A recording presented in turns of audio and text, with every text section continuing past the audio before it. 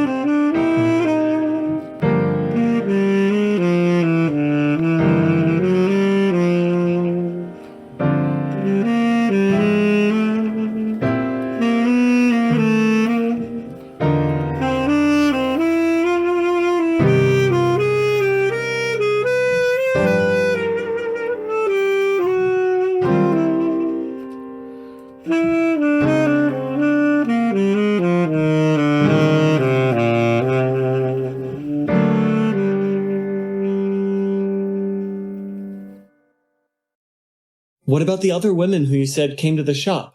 One of the witches gathered in the little coffee shop asked. Didn't they promise to stop this? We've lost too many sisters already, Zalia shot back. We can't rely on anyone else's help to get justice. It's time we stop letting these secret governments walk all over us. We're witches, children of the earth and sky. It's time we push back. But what can we do? Another questioned. We're not magi. I can barely move a pencil. Alone? You're right. But together, we can find these monsters and make them pay. Come, sisters. Join together in the circle. We can do this. The little coven of witches, even smaller now, went into the secret back room of the shop, standing together. Zalia Moondaughter held aloft a piece torn from the clothing of the deceased Inquisition stalker, bearing the golden cross of his order. The circle began to chant as one, reciting the words of the spell Zalia had taught them all. The cloth ignited into flame, and Zalia gasped, throwing her head back as her eyes seemed to burn with the same fire. And she saw. I see them, sisters. I know. The temperature in the little room dropped, as if the shadow of death itself had passed over them. A skeletal hand burst through the hidden door to the room, followed by a dozen more, grasping, bony claws tearing the wall apart to force their way through, eye sockets burning with cold blue flame. The circle broke, women running to escape their skeletal attackers. But there was nowhere to go. Well, well, a cold, oily voice hissed. The skeletal monstrosities parting for a figure that looked nearly like a skeleton himself, his pale skin clinging tightly to his bones, a nearly skeletal hand gripped around the head of a cane of bleached white bone. So this is what this city's occult community has to offer. Disappointing. But you did manage that little tracking spell at least. We're going to need that information for our own purposes. Dearest, another much more lively-looking man appeared out of the air, his brilliant, multi-hued, strobe-light eyes somehow mesmerizing and sickening at the same time. Don't worry, he told them, reaching his hand out towards them. This won't hurt. Much. He lied. Sometime later, the small skeletal army and their dark master left the shop, the voice of the man with the psychedelic eyes imprinting itself into Zalia's brain matter. When you can think again, you might want to call that number they gave you. Give them our message. With that he left, and he, the necromancer, and the skeletal army all vanished into the night. Man! Why is everyone so so mean. They're so mean. Why? That's my question. Why? Leave these witches alone. They're literally not doing anything. Seriously, they're not doing a thing in the city, and they're just being bullied. And I mean, the head of their order is a freaking barista. How Yeah, peaceful geez. is that? Gosh dang it. So they didn't even get a chance to do anything. They were a little easy on him. If this is like a push to have us, like a way to try to get us to dislike these people, we already did. Yeah, I mean, Would we were like you already to fully know. there. Yeah, I mean, Voltaire already get doesn't it. like them, and he dislikes the prospect of having to fight them even more. Fun. Well, I'm certainly not looking forward to that phone call. And we find our characters. I saw something in the water, and it was pulled underwater. So naturally, I dived in, and it was a child dragged under the waves. Yeah, but it didn't, pulled it up to shore, and it was alive. 2 or 3 years old, and I'd just gotten it to the beach when, I don't know what it was. I couldn't see into the water. It was too murky and it was too gray, and I got pulled under the water. Do you have any idea what happened to the baby? He's gonna pour her drink out into the sink and fill it with water. And can I use my heroic ability? Yes, you can. I don't remember how this works. You can understand and exchange simple ideas. Porque eu não fiz isso antes. And she just sticks her fingers into the water. So she's asking what happened to the child. You get an impression that you're right. So you look right at Joan. Her eyes just kind of widen. Joan gets like a kind of confused look. Hello? She just kind of keeps looking at Joan, but just takes her fingers out of the water and dumps it back in the sink, and then goes around to the bar and gives herself another drink.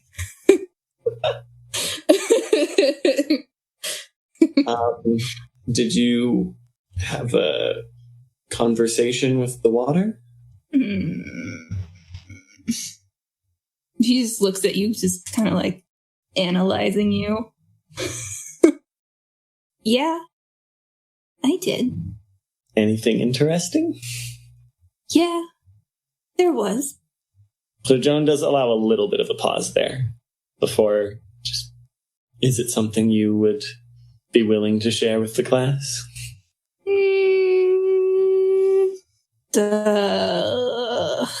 Agora não. Agora não. Huh? É você, né? I just want it to be known that Aimee is making an extremely strong case for filming the podcast. I don't speak Portuguese. Não. Você não fala. É melhor assim. Porque você é a criança que eu salvo alguns anos atrás, mas eu não sei se você provavelmente quer saber, mas as Andy starts just going off in Portuguese, in order to contain a chuckle, Cayden takes a swig and he gets up to leave the bar. And he will be heading in a direction of Elianna and Voltaire, just saying. But we can let this keep going for a little bit longer. All right, so just to keep up the stream of Portuguese, or? No, she probably just goes, você provavelmente quer saber, mas eu não sei se eu quero que você sabe no momento. I got the memento. I think, all right. Well, I don't quite know what that was, but... Yeah. It's okay. It's just, what time is it? Joan checks her phone. 4, I think. Yeah, 4 and a bit. Oh, so early in the day for this. She just kind of doesn't do anything. Well, we can pick this up a bit later if you want. So you don't, know what happened to your parents, right? It looks a bit confused. Suspicious. No. My godmother always told me that they left me, but not much else. Yeah. I don't know what happened to them either, just asking. I'm not being suspicious. I don't know things. Look somewhere else, goddammit. Andy, you are so sus right now. Oh my gosh, Andy's so sus. Andy's so sus right now. So sus. Andy has no social skills. Be a little more suspicious, please. I don't know what happened to them either. Joan doesn't want to push, but she really wants to push. So you just asked about my parents out of completely random curiosity? You asked about my parents, too. Not an accusation. That was a good point. Stated in an extremely suspicious way. I know, but still.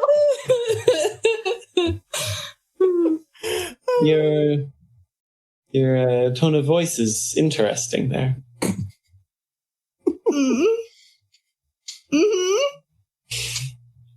Andi. Yeah. You're great. But I was raised among the Fae, the most skilled deceivers in the universe. I have done nothing to make Andi have to roll a deception check. Well, yeah. And I have to say, your lying is bad even for a human.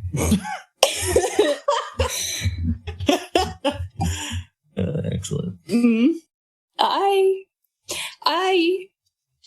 have not lied yet. No, and the Fae can't lie, but that's besides the point.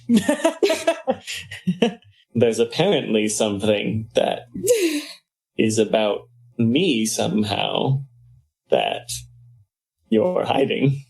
I'm not hiding. I'm just processing. Okay. I'll give you some time, but I will ask again somewhere down the line. Yeah. Okay. I love how Joan's "I will ask again" is something akin to other people's "you will tell me." I will ask again. To be and I will fair, get it doesn't seem like Andy's that good at keeping secrets when asked directly. No. Joan's like, I'll go easy on you, but we both know how this is gonna end. With you telling me everything. All right, so what's happening over with Elianna and Voltaire? I'm trying to shift out of this extremely delighted headspace I'm in to the opposite headspace, but Andi makes it difficult. Is Voltaire's couch, is it facing the bar or is it facing away from the bar? Can it be facing away from the bar? Yeah, there's multiple couches in that area. Yes. Okay. Kind of right before she gets within contact range of Voltaire, she stops for a second and hesitates, and then she walks forward and she sort of leans over the back of the couch. Need a drink? Or want a drink, I guess, is the question. More than I believe I have words to express. But I believe at this point, this is the first time I've actually had the ability to not go and get a drink in quite some time. May I join you? And you're not drinking? Please, misery loves company, as they say. Right, Elianna comes around to sit next to him, and I'm assuming there's like a little table or something to put drinks on. And she sets the drink down. It's probably a stupid question to ask you how you're doing, huh? Well, let's just say I've been better. And I imagine you have something along the lines of the same answer. I've certainly been better. Do you... I know we don't really do this, but do you want to talk about it? Do I want to? No. No, I don't. Should I? Probably. So where does that leave this conversation? I don't know. My brain is still trying to figure out how to talk coherently. But tell me. Sorry, go ahead. Have you ever done something?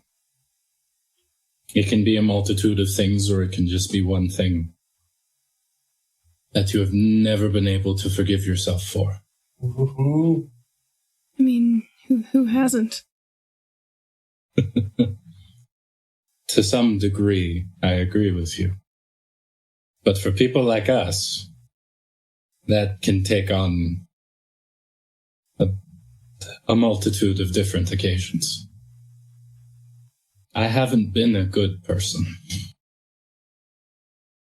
I know that might come as a shock, but with everything that has happened as of late, I seem to be regrowing what most would deem a moral compass.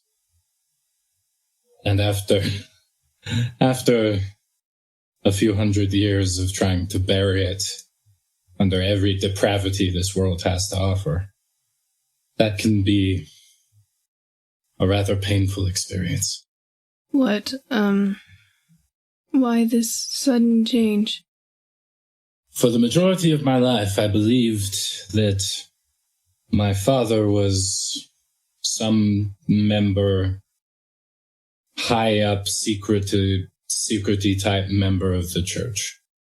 Then I am led to believe he is one of the fallen, those who lost the war in heaven. And that is how I justified working for the Order of St. Lucifer. Following in your father's footsteps. Like father, like son. But Elianna, I wasn't always the rebel without a cause. Yet again, I know, shocking. Not so much. Elianna pulls his priest's ring out of her pocket. I assume you weren't a rebel without a cause when you were a priest. At least not this one. It is literal lifetimes away. But I can remember like it was last week. I had faith. And after what they did, people that I deemed my friends, I convinced myself there could be no God. And to have that in the space of mere weeks shattered. I'm about as lost as I was before I found the Order. What happened in these mere weeks to reintroduce the... I mean, it seemed pretty godless overall. Or at least my little taste of it has. Well, when you figure out your father is an actual angel from an actual heaven, and you see miracles performed before your very eyes. Now, don't misunderstand me. I understand where fey magic comes from, and that's not what I'm referring to. I witnessed a man call fire from heaven. That's true. It seems the harder that I try to run away from the fact that there is a God, the more he insists upon beating me over the head with it. But I can't imagine this has been the easiest for you either. Well, no, but, I don't know, my journey isn't hundreds of years of sort of doing whatever I want, and then suddenly God comes down and knocks on my door, so I imagine you're having a bit more of a time. It's when I was talking with Mr. Johnson, I didn't lie. About what exactly? When you've lived the life that I have lived, and you're suddenly beaten over the head with the fact that God does exist, hell doesn't look as bad as it used to. It takes on a fresh meaning. Makes sense. I mean, do you want to be, I guess, redeemed? If that's the right word. It's been a minute since I went to church. Elianna, I don't know if I can be. Mm-hmm. I have made it my life's work to dance among the corpses of my enemies, and to make the Inquisition down to the very last man who bears a golden cross rue the day they ever took their vows. Well, I don't know that murdering a bunch of anyone is particularly sinless. I don't think you're exactly killing God's frontline soldiers and hunting the Inquisition. But that's just a personal belief. And, I mean, you look like you've got a lot of life ahead of you. There's always time if you survive it. It's the surviving that seems problematic. Mm. When you've antagonized an organization as long as I have, you have a pretty good idea of what they're capable of and what lengths they'll go to. Is what we're trying to do even possible? Well, I mean, if we were invading the holy city in Italy, no, it would be suicide. Are our chances good? No. Is it possible? I mean, it was about as possible as us going up against the Queen of the Spring Court. And by some miracle, that managed not to blow up in our face. We sort of had some reinforcements come in at the last moment. I don't know that we can always count on that, though there are an upsettingly large number of players in this current game. Yes, and an upsettingly large amount of players that don't seem to want to work together. That's always the problem, isn't it? Mm-hmm. Elianna, I do owe you an apology. What for? It may seem stupid, but before our last adventure, I tried to come back sooner. You what? I tried to come back, but where I was sent, the operation went south in a bad way. Oh, Elianna looks like she's having a significant amount of trouble processing this information. And I don't, If you don't know what to say, that's all right. But just know that I tried. I don't know what to do with that, that information. I don't need you to try and make me feel better about that. It's fine. Forgive me for acting more out of selfish reasons than anything, but I didn't want you to think that I forgot about you. Well, I hoped you didn't forget about me, but Jonathan. Yes. When do you think would be the appropriate time for Cayden, at least to be walking towards this? I think it's gone on a pretty decent length of time now. I was wondering, I might give it like a hair more, but like know that within the next minute or so of this conversation as it goes in your time, if you're noticing, you'll probably hear Cayden approaching, and you'll notice because it's with his cane. Of course, he'll come in front in the next bit. Not right now. you, when I say that you don't need to, look, I don't want to, I've accepted that, that happened the way it happened, and I don't need you to, try to make me feel better about it. It's not, I mean, if you, I mean, obviously you don't have to say anything about it, but I would prefer that you be honest. Not that I'm accusing you of lying, I'm just letting you know you don't need to try and soften the blow or anything. Like, I've been there, and it's been a while, so I'm good. Mm-hmm. Elianna, I meant what I said when you left for the summer court. Which part of it? All of it. Okay. I believed you mostly. You're still here, so, but you had work, obviously, so I don't know what you want me to do with this information. I don't know what you want me to do with this.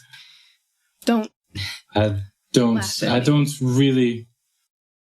Forgive me.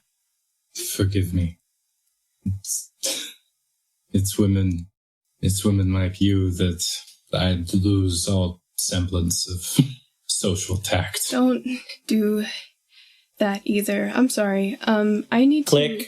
Click of the cane. Elianna, all I want to say is thank you. What for?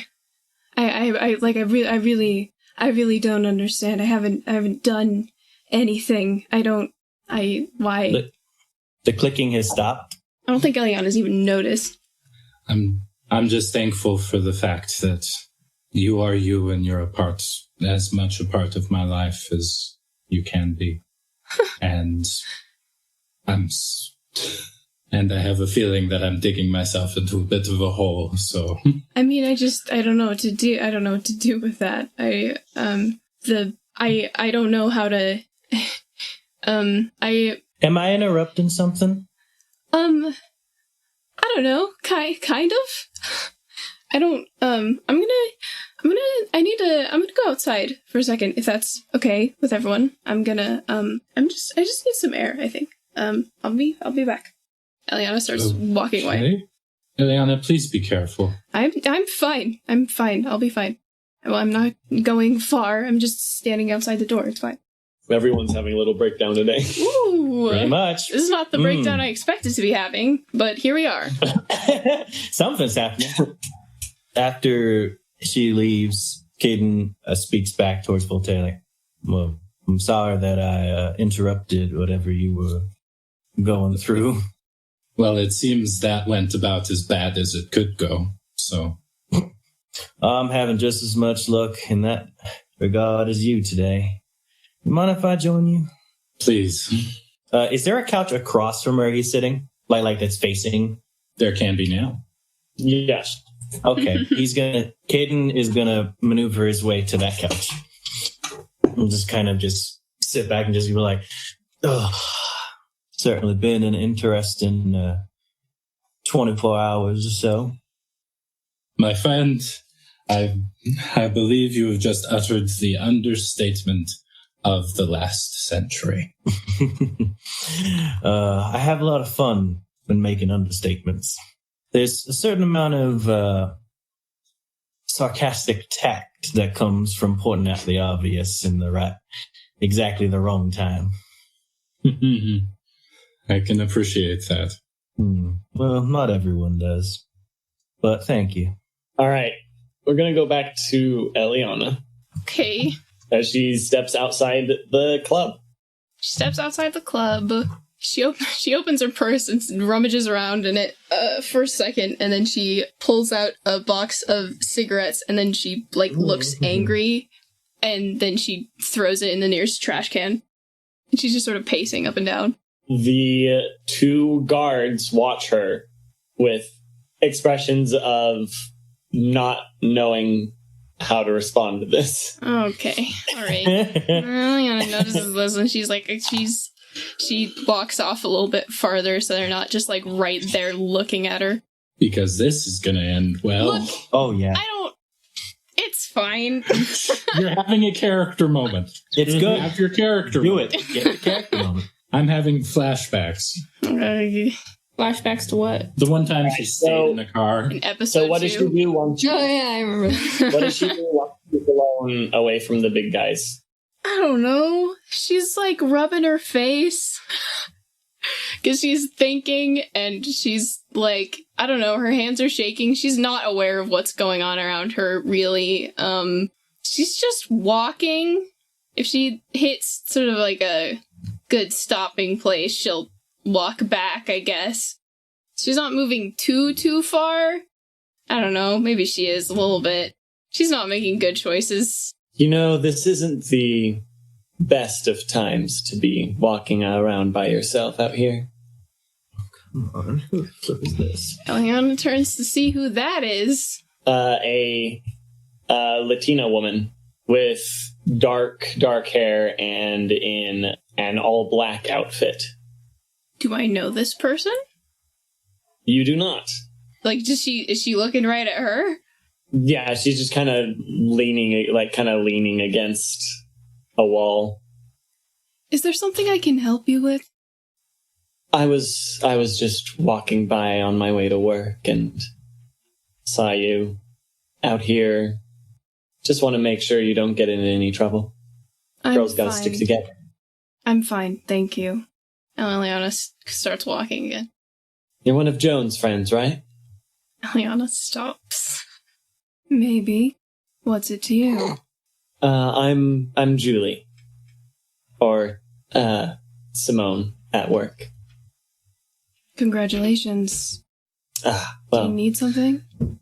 I guess it was a little much to hope she'd mention me to her friends, but... I mean, I've known Joan for like a couple months here, and we haven't spent a whole lot of time hanging out. Well, a few months is longer than most friends.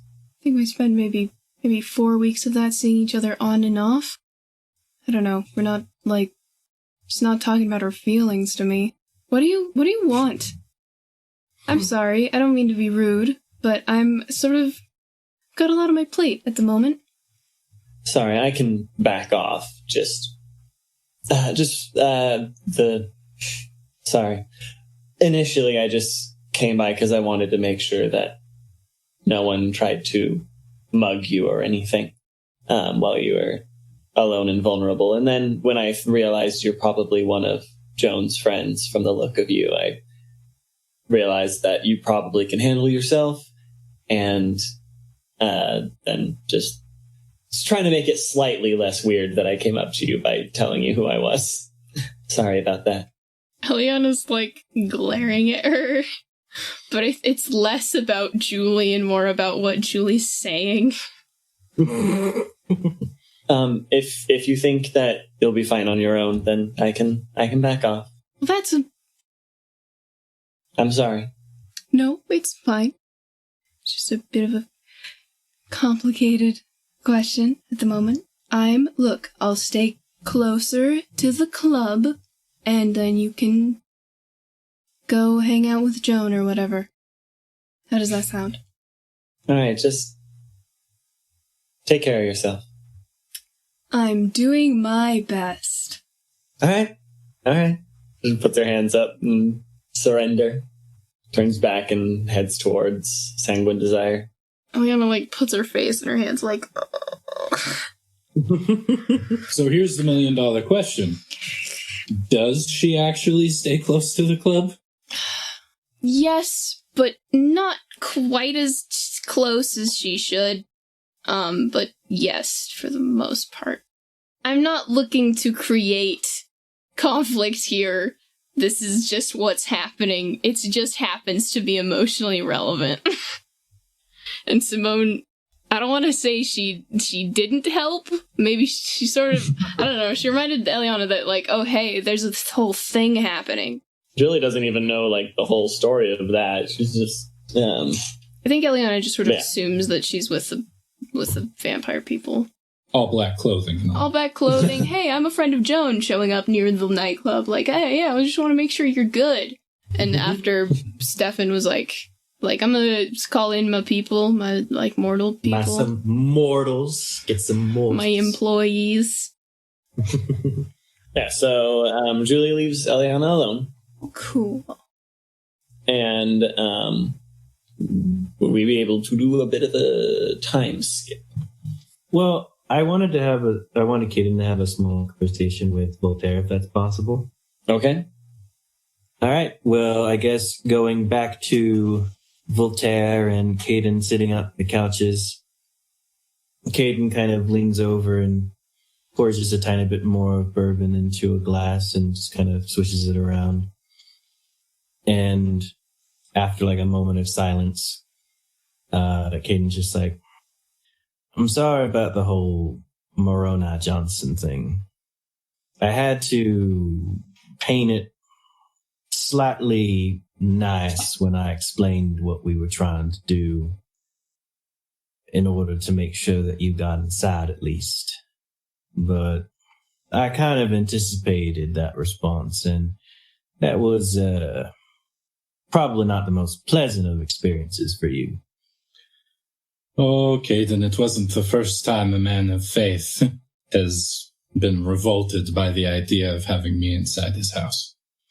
Well, I can imagine, but that also included all his questions to make sure that you were, kosher, I guess, in his mind. And I guess I apologize for that, too.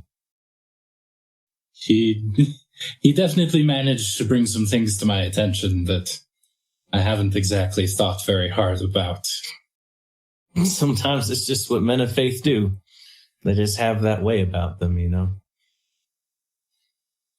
Most of the ones that I've met are pompous, greedy ignoramuses who care more about what's in the collection plate than they do about the souls of their congregation. Oh, yeah, and there's plenty of those out there. But then there's, men like Moroni. I mean, any man who can call fire from heaven has some respect in my book. Amen to that.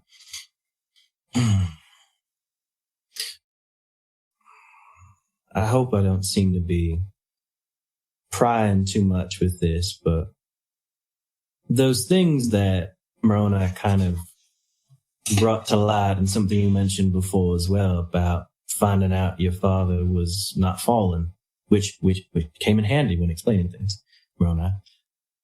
Pry away. Well, I'm only going to take a guess at this, but I have a feeling that you and I aren't really that different. Oh, really? Not in the ways you might expect, but yeah. And I guess one of those things is, if I may ask, is there something that you feel regret or guilt for? You seem to express some of that in Moroni's presence, but is something else weighing down on your shoulders? Well, the short answer is yes. And the long answer, I assume, is incredibly long. It's a bit of a story. I do like stories. Suffice it to say that there was a time when I was much, much younger, where I was dewy-eyed and full of dreams, following what I believed to be a just cause. Cayden just nods. And the first woman that I ever felt anything for ended up losing her life because of things that I did. If Voltaire's paying attention, as he's saying that specifically, there seems to be a very pained expression start to come across Oh, he notices. This isn't something that he tells just anyone. He kind of chuckles a little morosely. And he says, maybe you and I aren't all that different after all. Like I said. What was her name? Anna. Jamie. Morona and I had a chat down in his little basement. You know, while you all were planning our escape, we had a little talk. This probably doesn't come as any shock to you, but I was once part of the Hounds of God. I mean, am I surprised? No. Very, very few people have such as unique abilities as you. Or as specific skill sets attached to said abilities. He asked me why I left. That's a complicated answer, and I could only say so much. Even to him. In some ways, I guess it was my choice. But more, it was the consequences of a choice that just led to my leave, rather than a choice itself to just leave. You could probably make a few guesses as to why, but if you're still wondering, he just kind of gestures to his eyes and then like points to his ears as well. Getting something like this always comes at a price. And I doubt Morgan is one to make the price very easy. No. I was willing to pay it for a long time and still am, in a way. But the hardest price to pay in the end was Jamie. And for all that she brought to me and taught me about being a good person. All it took was trying to be a good person that got her there. I don't really consider myself a good person. Maybe that's why you and I get along. Probably. Other people seem to beg to differ all the time, though. Rian's assured me a couple times of it. Elaine herself said it. Not that that means very much. That's complicated, I guess, but most people think that I'm not much better than the scum that occupies their local jail drain. I can't say that I disagree with them, but... And I assume it's been like that for a long time? Well, working for those who I have worked for comes with certain stigmas. Ah. What changed? Was it purely just finding out about your father? Or? Well, for the longest time, I believed myself to be the son of a fallen angel. Yeah, that probably does a number on things. Sort of following in my father's footsteps. Wreaking untold havoc among those who profess to follow their God. And I guess among that, I managed to convince myself that maybe just God wasn't there. Maybe he never was. But when you figure out that your father is an actual angel sent from actual heaven, it opens up some it opens up some interesting questions. Yeah, that certainly would do it. This funny thing, like, some people are dealing with some, like, fairly relatable issues. And then we've got, like, Voltaire, like, my father is a literal angel sent from literal God, and that... I don't know how to feel about that. Yeah. Pretty much. I love it. That's great. That's a good point. Yep. Do you feel like you can be? Well, no, not that.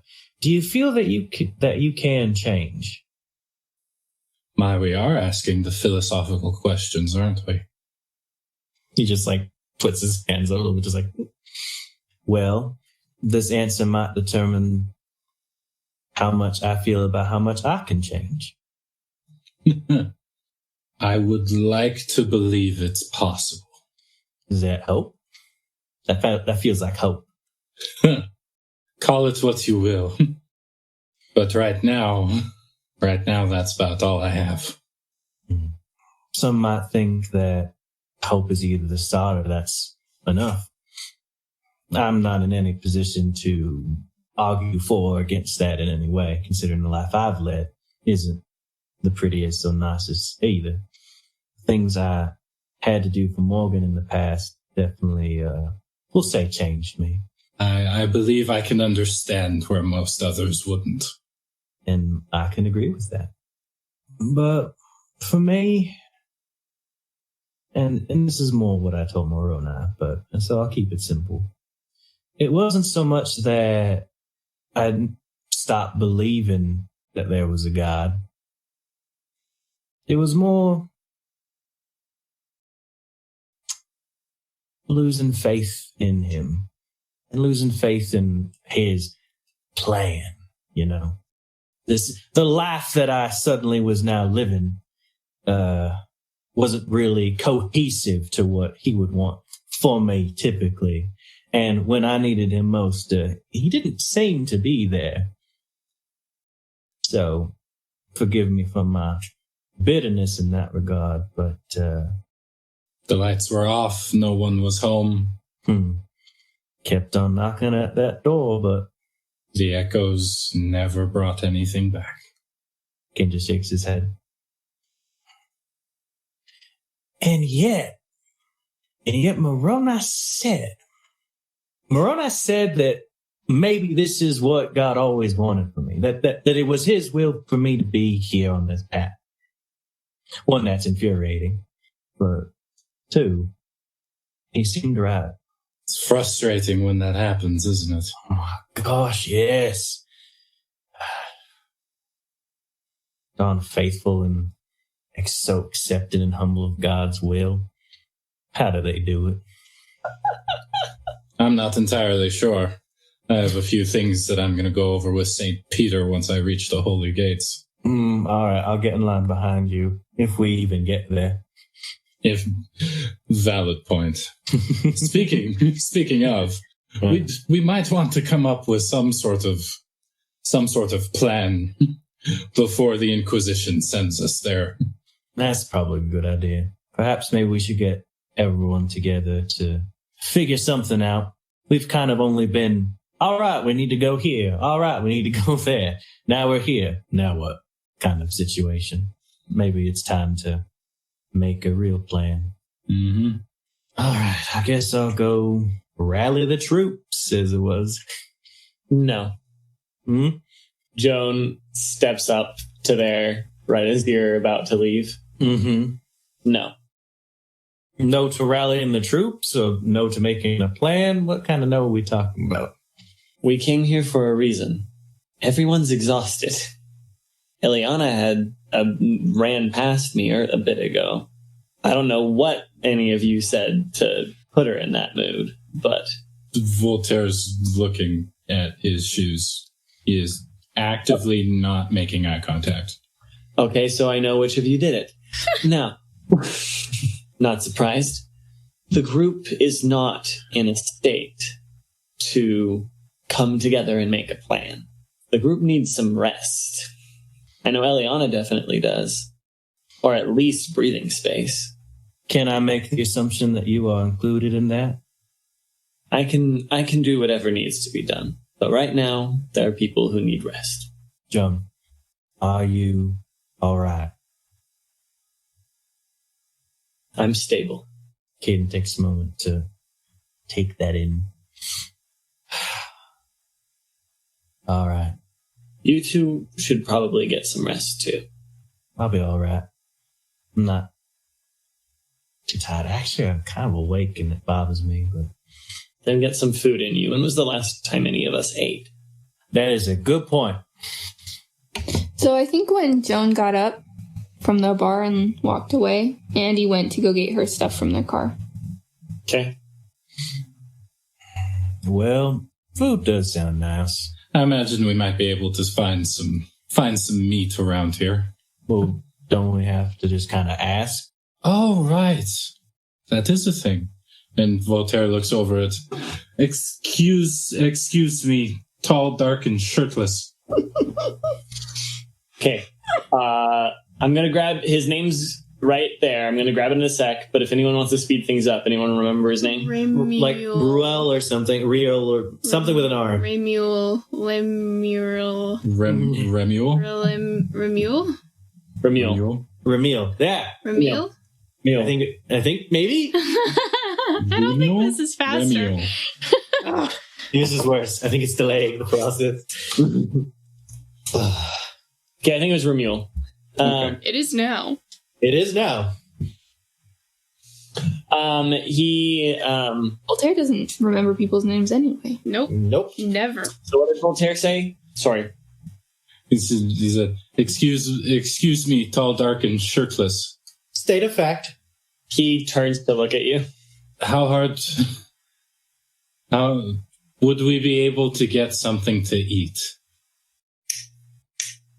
Snaps his fingers twice, and two more Strigoi come out of the shadows. Our guests require sustenance. Have the mortals arrived? Yes, they are preparing now. Food will be prepared for you soon. Do you have any particular requests? I don't know about all of you, but I could go for anything. Something that's preferably cooked. I could really go for a burger. Oh, dang it. Now everything just sounds good. They've got, a burger and pizza and fries. How are you not the size of a house? Do you know where I've been? I have been in the court of Avalon, where they have all sorts of fancy, high society stuff. And fairy food and delight and whatnot. They have no burgers, no fries, and no pizza.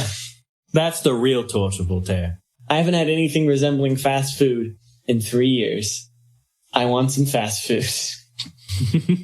He just puts up his hands. He's just like, okay. I'm getting on that train. Well, in that case, if we're ordering specifics, I'll have a steak. Ariel nods and gestures at the other two Strigoi who vanish. I'm gonna go see if Andi wants anything in particular and if Elianna is in a state to talk about anything. Voltaire puts his head in his hands and just exhales. Yeah, that's good. That sounds like a good plan. Before she leaves, Cayden tries to get a little closer to Joan so he can kind of whisper in the case Voltaire listening. And he's going to just say, look, Joan, it's not good to keep everything inside. If you need it, you know that I'm here for you.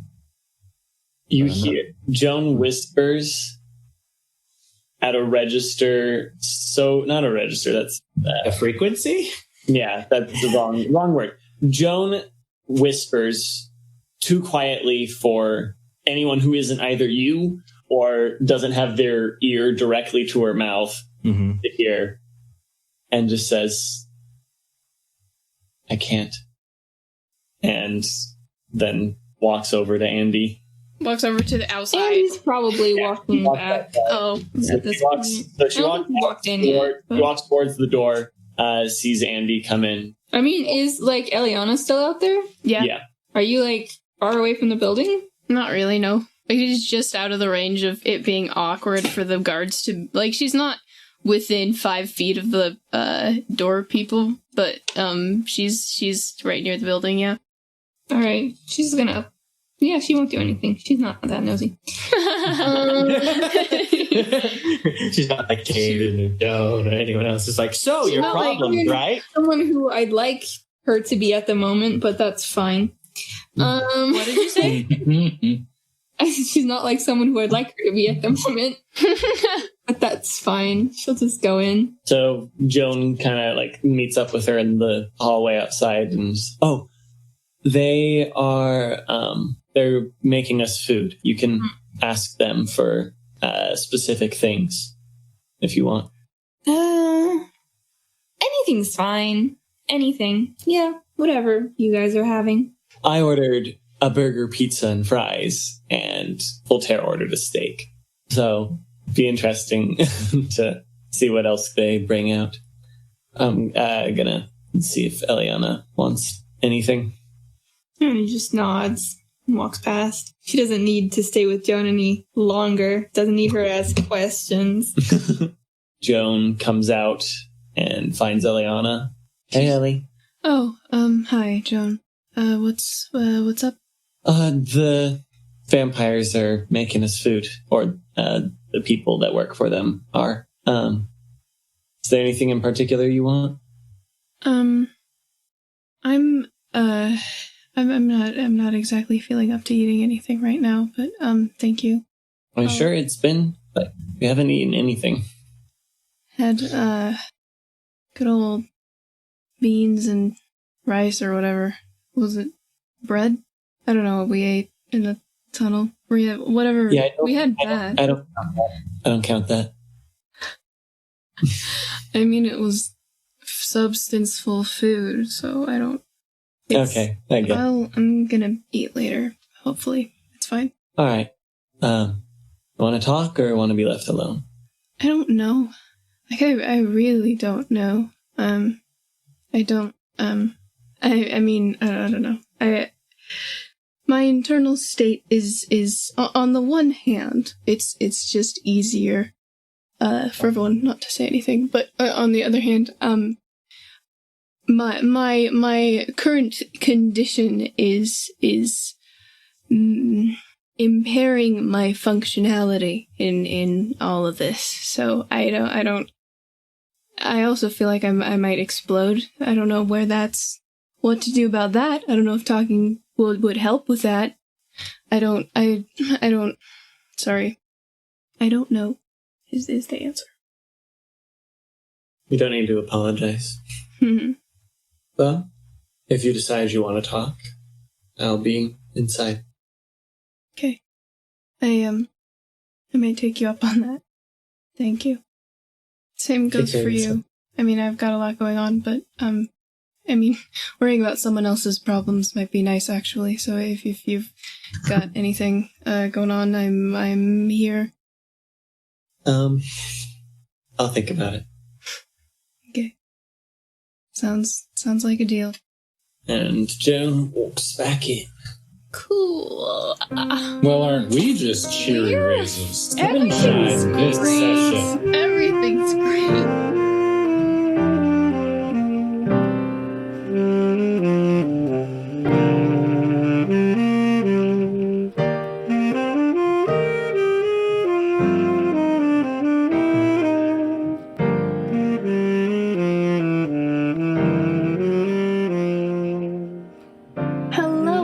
This is Caitlin, aka Howie, and welcome to roughly the middle of the episode. I hope you're enjoying it, and I apologize for sound quality of this mid-roll. I have no idea how it's going to turn out, because my microphone is broken, and I can't record it the way we usually do. So we're just gonna hope and pray that it sounds okay, because the replacement cord doesn't get here until next week. I hope you're enjoying the episode so far. This is a juicy one. If you are enjoying it, please consider telling a friend so you can sit in the knowledge of all the secrets you have and just sort of lord it over them. That's what I like to do with my friends, if you hadn't noticed. At this time, we'd like to thank Aimee Clark, Richard Wyatt, and Shane Rumon for being our wonderful, generous, beautiful, fantabulous patrons. If you would also like to be a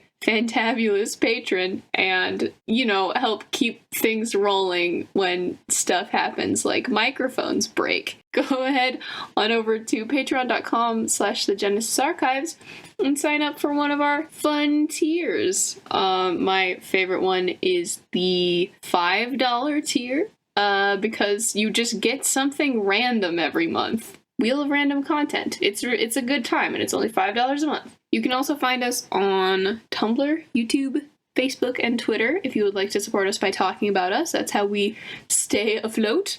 And we have a Discord server, and that, along with everything else, is linked in the description of this episode. Again, thank you so much for listening, and I hope you enjoy the rest of the episode. See you next week.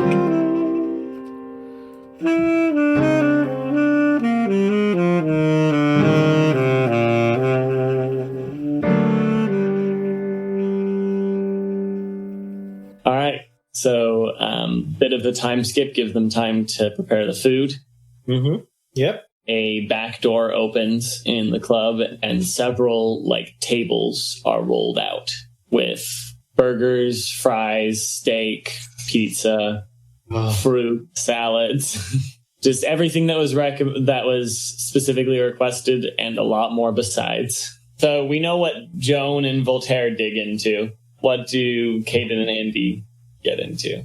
Well, Cayden was originally on everything. Cayden was on the same train as Joan was at first, but what else is there? Wait, what has the most savory smell? Steak. Because he's a wolf. Yeah, that's definitely steak. There's probably what's it called? Kobe beef. Oh, shoot. Really? Okay. Mm-hmm. That's awesome. They have any food. I think Andy's going to have a big plate of pizza and fruit. Oh, nice. I like that combination. Fruit. I don't know. Is there anything more southern? Joan is going to take some of the fruit and mix herself a new drink with just a little bit of alcohol in this one, mostly fruit juices. Cool. Is there anything more southern? Yes. What do you want? Requested it? Well, because he didn't request because he's literally was up for anything. I was just wondering if it'd be on their idea, oh yeah, we'll have ribs or ribs would definitely be on there. Okay, ribs or pulled pork or I love pulled pork. I don't think that would be on their list of things to think of. Right, that's my point. Burgers, fries, and pizza wouldn't have been on there either if Joan hadn't requested them specifically. Fair enough. He's going for the ribs. Nice. I'm gonna go for the ribs. There'll be a steak and some ribs, and if there's any type of potato of some kind. Can we skip this just for this whole? We eat food. We eat food. I'm sorry. Food happens. It's delicious. We all fit it. Just I can't. I can't handle it. No. The food and they enjoyed it. And they enjoyed it very well. Can we roll for how much enjoyment? No, boy. You just decide that, Aaron. You make a character decision. I'm kidding. Elianna probably comes in at the very end quietly and gets some salad. So after everyone has eaten dinner, the dinner tables are rolled back and the dessert table is rolled out. Oh my gosh. What? Oh my gosh. And for your sanity, I will not go into details. Thank you. Bless you, sir. Oh my gosh. You know when you're watching anime and it's beautiful, the food, you want to eat it? This is what I'm all experiencing. shines and everything. Oh. She's the most beautiful thing you've ever seen. I do have to do a tiny bit. There's pizza, there's ice cream, there's pie, and cobblers, and other things. Not like delicate this. pastries. For your sake, that's as far as I'll go. Elianna doesn't eat the desserts. Cayden goes for cobbler. That's it. Julie is one of the people who brings out the dessert. Hey.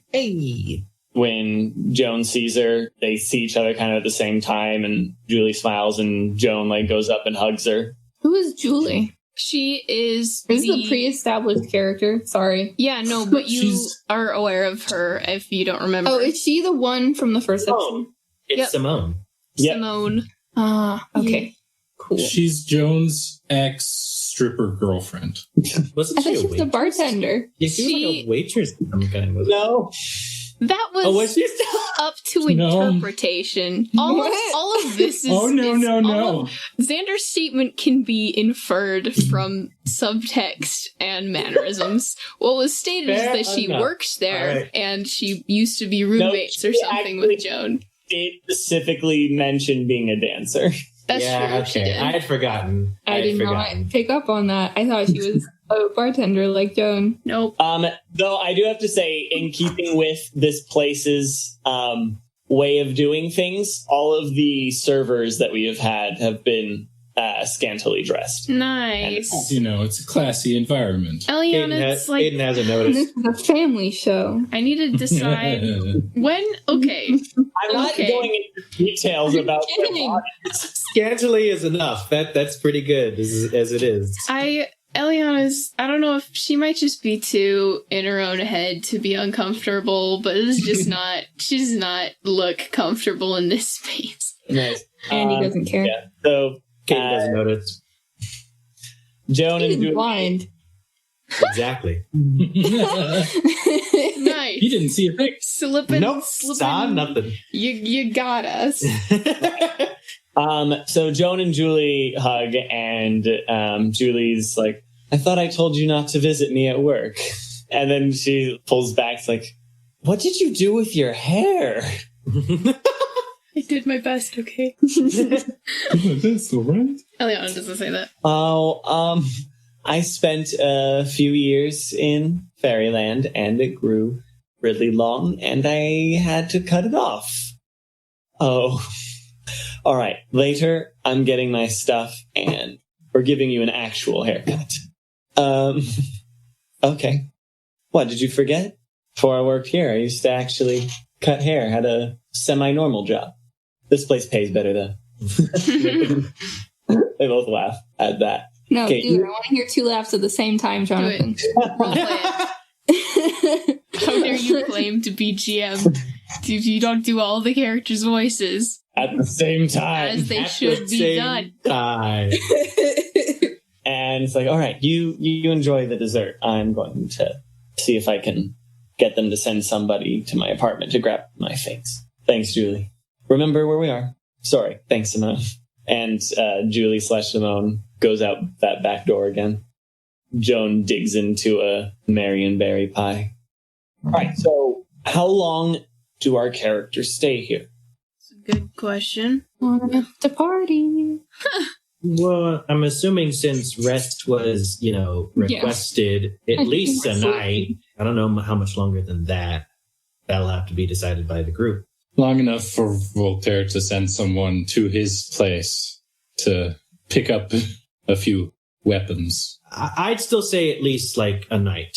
Like as in like get to the morning. I don't know, like a full 24 at least at least a night. The rest of the day and then a night. Not the equivalent of a night, an actual night. Yeah. All right. Maybe a little bit longer than that, so everyone, including Andi, gets to sleep after Andi spends some time partying. Nice. Okay.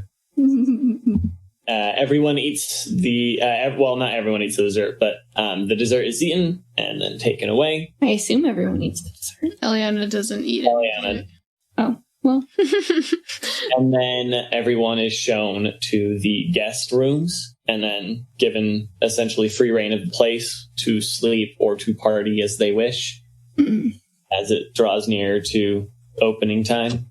And yeah, I think Joan's scene is going to happen while Andi and anyone else who wants to is partying. Just Andi, probably, I'm guessing, from... Cayden is not. I won't speak for everyone, but Cayden is not. Does not. I don't think Elianna is partying, but I think she's in the general vicinity of partying. Maybe in, like, the VIP lounge? Yeah, sort of sitting off to the side. Andi is very, very, very much partying. Nice. Yes. Partying with the vamp crowd. I love it. She does enjoy it. She got so dressed up, she's got to do it, whether she wanted to or not. The outfit compels her. All right. So down in the catacombs of sorts, beneath Sanguine Desire, Simone takes Joan off to a restroom, stealing a chair as they go, and gets to work cutting Joan's hair.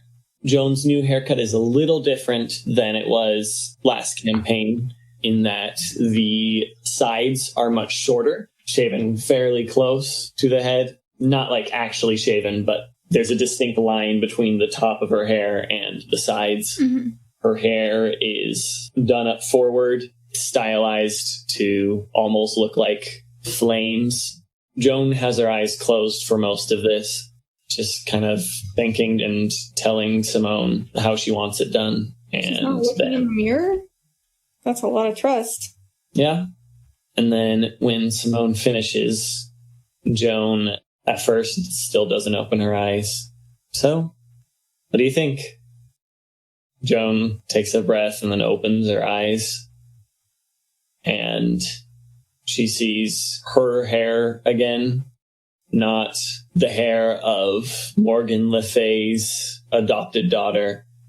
And her eyes widen, kind of like looks up into the light for a bit, and looking into the light makes her cat-like pupils expand to human width. And then she looks back at her reflection as her eyes adjust for just a moment. She looks like herself again with her hair and her eyes. And then the eyes adjust back to the regular light, back into slits, and Joan just breaks, curls over onto herself, and starts sobbing as everything that she's been holding in for 3 years of Avalon, of being made into Morgan's pet again, not being able to show a single moment of weakness, of having only one person that she could even remotely trust. The floodwaters break, and she just cries and cries, and Julie comes in and holds her while Cayden and Voltaire sleep in the other room, and Andi and others party upstairs. Joan she cries and cries until finally there's no more tears left to cry. She finally passes out, and Julie picks her up and carries her to a bed. I want to give this kid a hug so freaking bad. She's not even that old. It's kind of sad. I know. She's like, how old is she? She's like 19? She's in her 20s. She's 21. She's 21 at this point? Well, no. She's 20 older than that. She was 21 last campaign. Right. What? So she Give her a hug anyway. Oh, that's true. Well, she can't be a bartender at 19. It's a very shady bar. And skipping ahead. How far ahead? To a few hours before the group plans to leave. When do we plan to leave? Noon. I don't know. Okay, that sounds good. I guess we can specify that in next session maybe, Yeah. but Sounds good. I got last bit for those of you who can't see this, Jonathan has a rather nefarious look on his face. Very different from the look he had on his face about 2 minutes ago, and it was a complete. It's kind of making me nervous. I feel lovely, Jonathan. Don't do this. This is a good cathartic moment. I feel kind of betrayed. Joan is double checking her things in one of those now empty side booths. The club is closed again at this point, and Julie had been a few hours before called in to speak with Stefan, her boss. And everyone else is busy elsewhere doing other things, also preparing. Julie steps in, and she's swaying slightly. Joan turns to Julie and is like, "Oh, Julie, Simone at work. I just wanted to thank you for, I really needed to, I guess I needed that." "It's all right." Julie's voice is kind of dreamy, like she's only half there. "Always happy to help." She takes like a big sniff. "Do you smell that? Something smells so good." And Julie steps closer to Joan as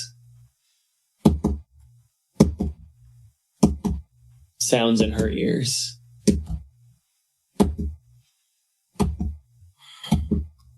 And a smell that she doesn't recognize so good comes with that sound. What's going on?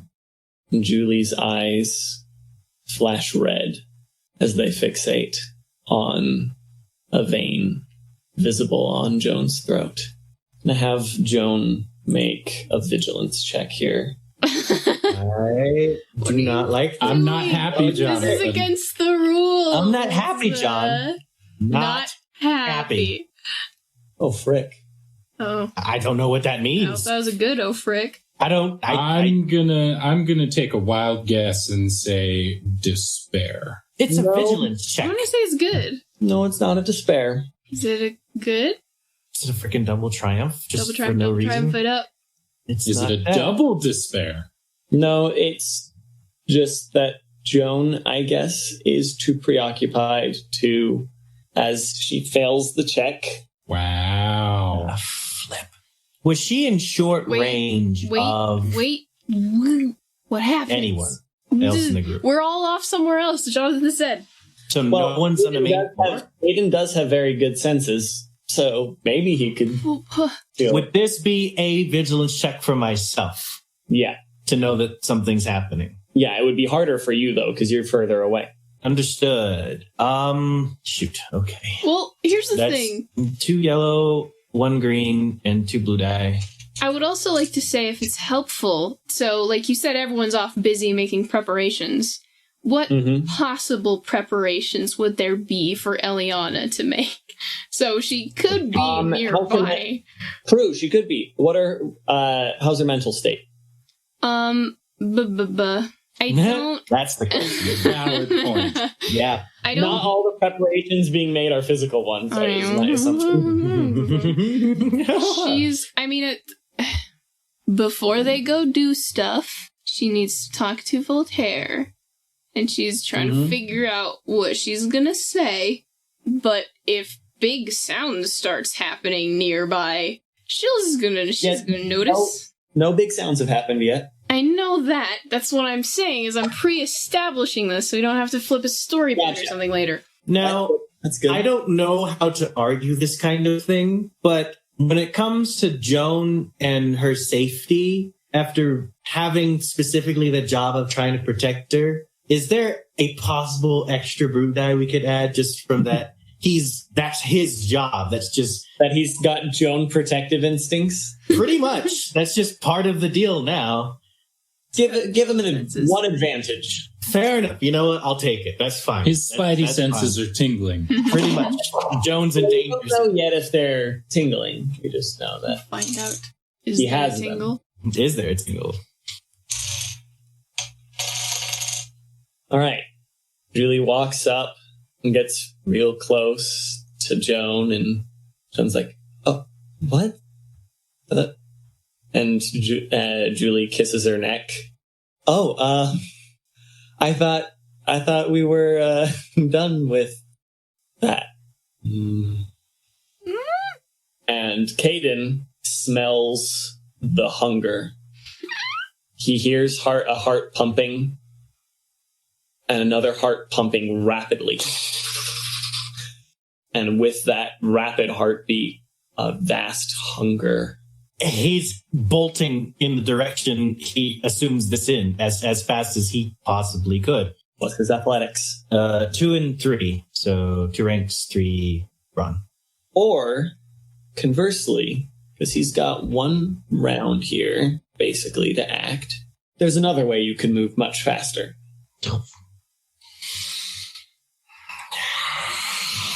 Oh boy. Why do I have the sudden feeling that we're about to piss off an entire clan of vampires? They started it. That's the thing. He doesn't know the situation. He hasn't done anything yet. What's he doing? He hasn't. He has 2 choices. Run. Well, I guess he could do nothing, but based on what I know of Cayden, he has 2 choices. Run in human form or turn into a wolf and sprint. Which is he doing? He's running human. All right. He's running human. He doesn't know what's And the happening. story point? Sure, we haven't done that yet this session. Why not? One story point. Flipping it back. I hate you. All right. Cayden tears open the curtains right as Julie lifts her head and fangs pop out of her mouth. Can I make a coercion check to stop her, or would I have to do an act like physically? She opens her mouth, fangs, head is coming down. He's making a guess, and he's jutting his cane to put itself in between Joan and where the fangs apparently are happening. Oh He my hears gosh. up. He's just going to point his, try to stop the forward trajectory with his cane. All right, that'd be melee. All right. That is 2 and 3 again. All right, and this is versus her now, athletics. Yeah. Flip. Sorry, what is your melee again? 2 and 3, so 2 yellow and green. Also the cane is not in blade form. It's purely just the cane itself. You want to spend a story point? Yes. Do it. Yes. Flipping it back. I hate you. I don't like this. Julie, the newly made vampire neophyte, sinks her fangs into Joan's unsuspecting neck. Cayden's blow is too late and instead smacks Julie in the face, tearing the fangs out and throwing the vampire aside, or vampire neophyte aside, catches herself on all fours and hisses at you. Is this enough sound? Yeah, you hear a smack of wood and then a hiss, and Joan crying out in pain. Oh, we're running. We're friggin' running. Voltaire wouldn't be far behind. Julie gets another sniff, and her eyes turn red again. Just stares straight at the blood coming out of Joan's throat as she tries to cover it with her hand, just eyes wide, and Julie makes another jump for her. Cayden is now going to try to pull Joan out of the way. All right, so Joan right now, after taking that hit, has just received 5 wounds. Jeez. Luckily, you hit her before her fangs could go so deep before she could start drinking, really. Right. But yeah, Joan's got blood all over the place, and Julie is in a literally bloodthirsty rage. Or frenzy, not rage. Bloodthirsty frenzy. All right, sorry, what does Cayden do again? He's trying to pull Joan out of the way. All right. Will put himself in. All right, that would be athletics. 2 and 3 again. Versus Julie's athletics. I don't like that. That's not fun. Story point, yay or nay? Yes. Flipping it back. I hate you. I will say that with every single time I do a check like this. I don't like it. All right. You yank Joan back just in time to get fangs slashed across your own arm. You're going to take 6 wounds minus soak, but you snatch Joan away. And that is when Elianna comes in. Just throws aside this curtain, takes this in. You see Julie, eyes red, fangs out, blood all over her face, and Joan clutching her neck, still in shock. I suggest it is time for us to go. Does Elianna do anything? Oh, boy. Frick. She pulls out her gun and she fires to the side of Julie.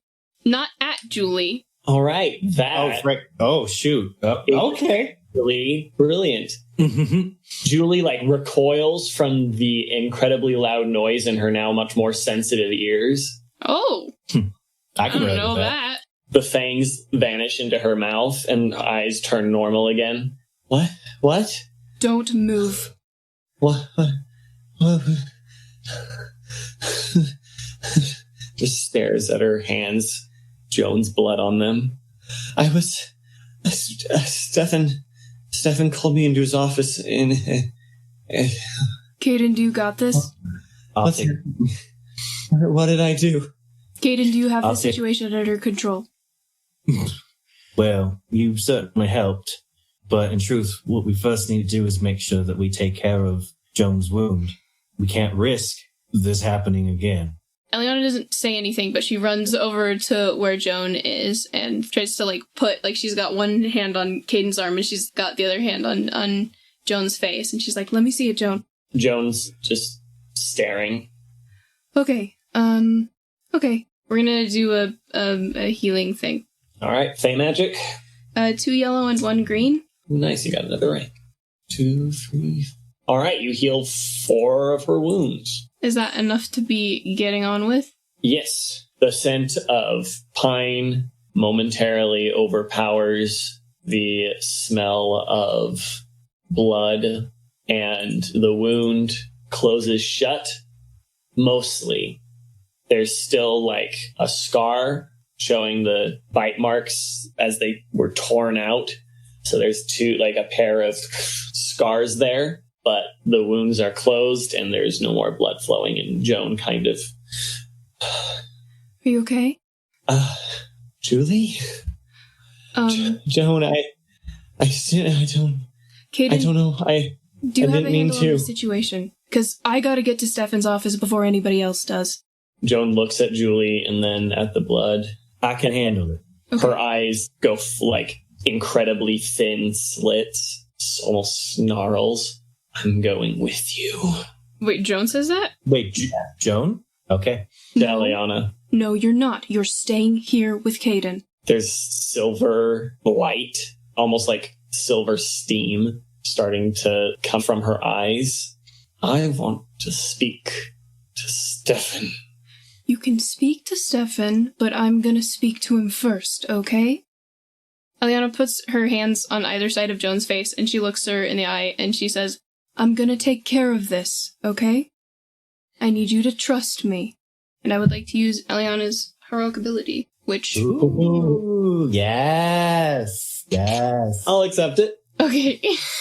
So I realize this is a little bit more narrative than mechanical in nature. So this is, I guess, technically a charm check. Mm-hmm.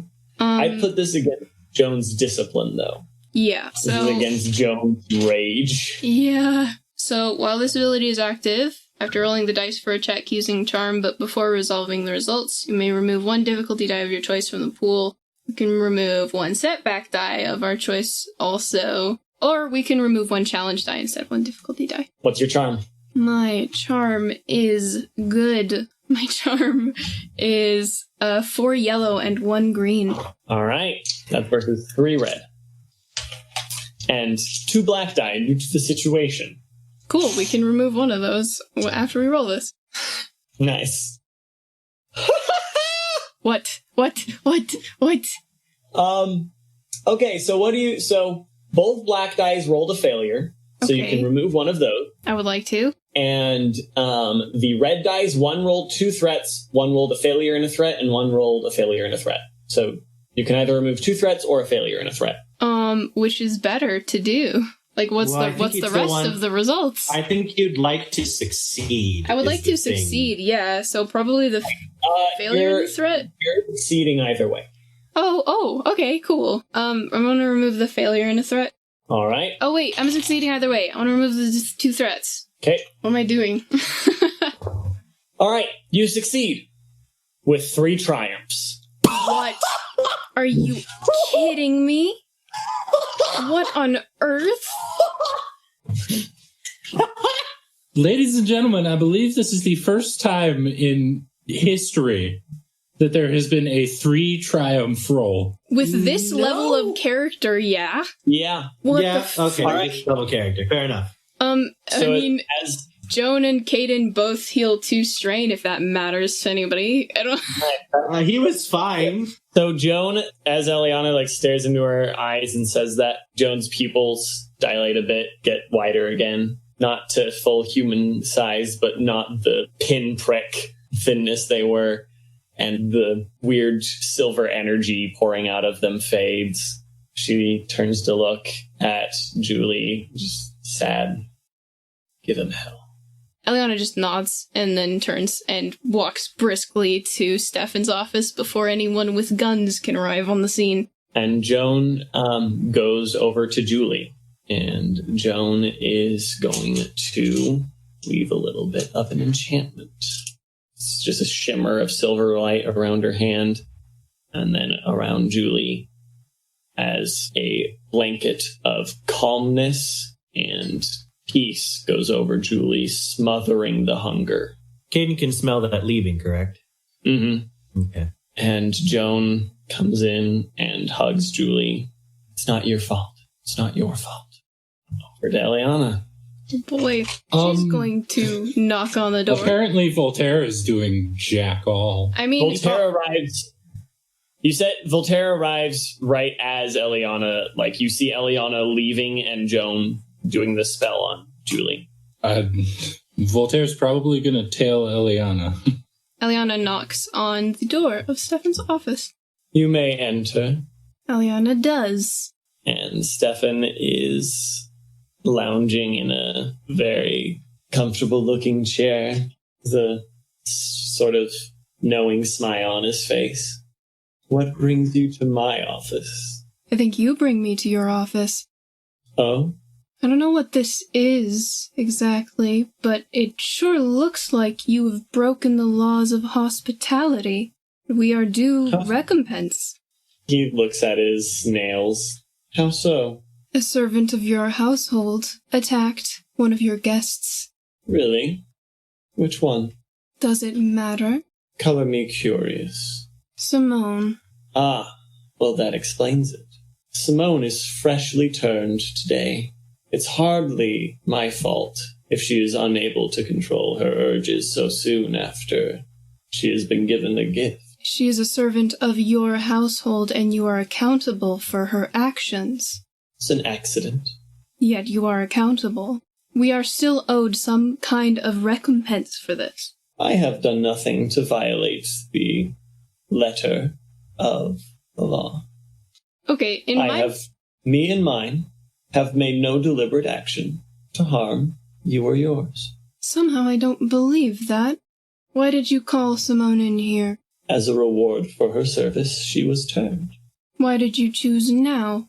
She had served faithfully for long enough by this point. You have people vulnerable to attack living as guests in your house at this time, which is not that big when we're considering the hunger of someone freshly turned, and you knew that when you decided to turn her. This is negligence at best, and that is deliberate enough. I can provide a weregild for any losses you've suffered. What does that mean? Weregild is a fancy old term for blood money. It's money that, a weregild is money that you pay someone, of a lord, if one of their vassals or servants has died due to something you have done. As a way of repaying the debt, you pay a certain amount of money depending on how high ranked that servant was. That's fair. Man, I really want to do something to him. I'm trying to think what I could do without getting wrecked. I don't know if you would notice, but Voltaire is listening to this conversation. Is Voltaire just listening? If he's reading the vibes that Elianna's given off, she's given off very strong "I'll handle it" vibes.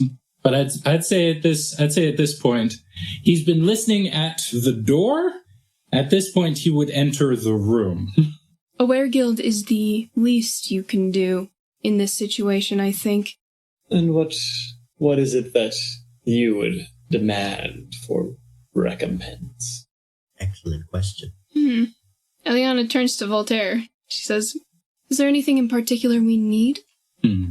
Well, seeing as the word of the vampire lord means so little as to attack one in his own house.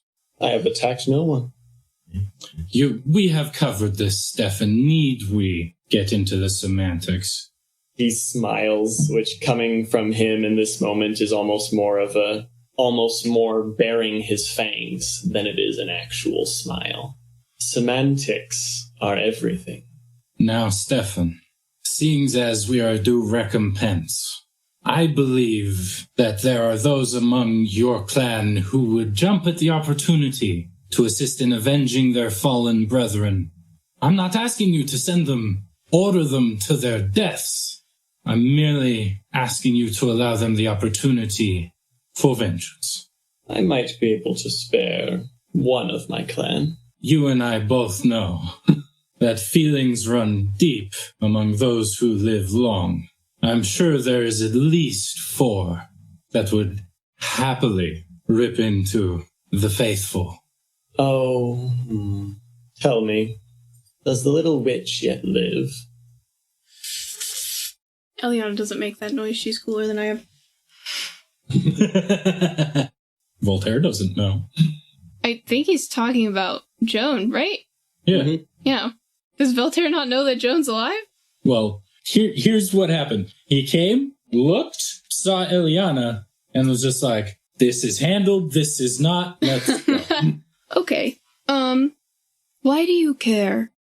Well, And how did you know? If she does yet live, then I believe she would take a particular interest in rescuing this particular member of my clan. I think she'd also take a particular interest in beheading you, so I would recommend being a little generous. This is not a threat, this is just the reality. My dear friend, you do realize who this little witch belongs to. Elianna makes a face. Ooh. His eyes grow cold, the red, like, frozen blood. And you have no idea who I am. You and your squabbles with the Inquisition are the reason several of my children are dead. Or worse, turned into one of their pets. Nephilim. My sire is far older than thou. He taught me all about your kind. I am here, living as I do because I choose to. I could be a terror beyond you. And then he slides back, and the rage just vanishes, and he's the slimy club owner again. Stefan, I can honestly sympathize with your loss. Give us the Weregild, release Julie from your service, and promise never to come into contact with her again, and we will stop our demands there. I can promise that I will not reach out to her, but I cannot promise she will not return to me. Leave her what will she has. All right. Well, I will be sad to see her go. It may take Simone. I'm sure she will be of assistance to you. That's not really the point. Elianna walks out of the office. Voltaire is hot on your heels. I guess we go back to where Cayden and Joan are. Julie. Yeah. So after the smell of the hunger had dissipated and Joan was hugging, Cayden had been in an incredibly tense defensive posture and was ready to go. But once he senses the hunger is gone, he slowly relaxes to where he's just kind of standing off to the side, guarding, waiting. And yeah, while you guys are in there, Julie is now the one curled up crying as Joan holds her. Julie just over and over again just keeps saying, I'm sorry. I didn't. Joan just hushes her and just, it's all right. It wasn't your fault. I think it would be best if we got out of here as soon as possible. Stefan? There's not a lot we can do to hurt Stefan. I think I'm not going to say that, but, Julie is as free as she can manage to be. He's not going to contact her again. She can leave if she wants to. And she's got a lot of money to work with. We can't hurt him, Joan. As much as I know he would like to. As much as I would like to, there's nothing we can do at this point. Thank you. You're right. There's nothing we can do now. But I promise, someday, he's going to burn. Do you know where Julie lives? Yeah. Okay. We need to get her back there. Alright. We probably shouldn't leave her by herself. I think Stefan sent his message. I don't think we're gonna have any more problems before we decide to head out of here.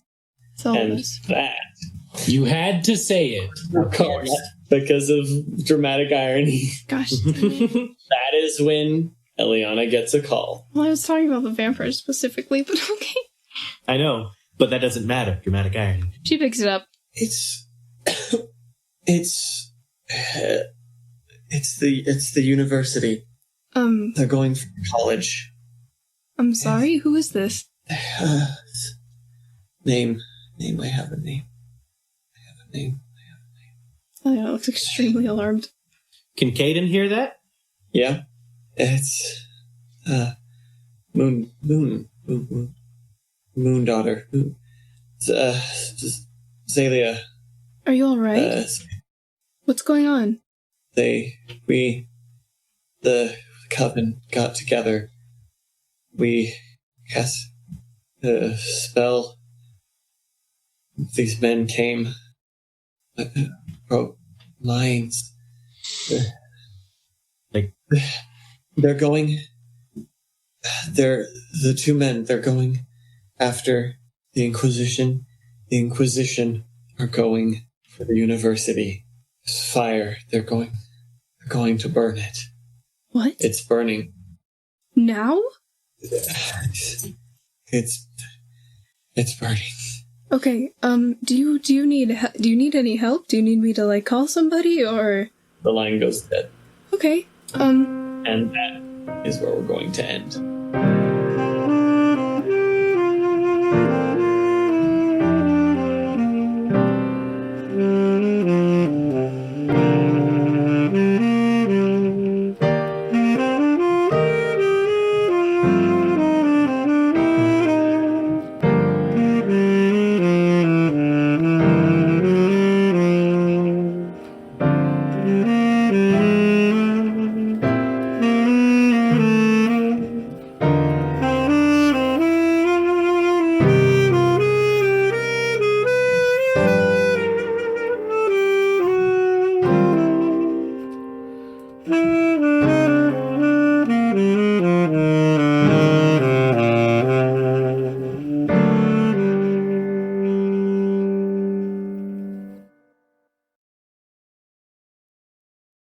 I didn't want you to think that I forgot about you.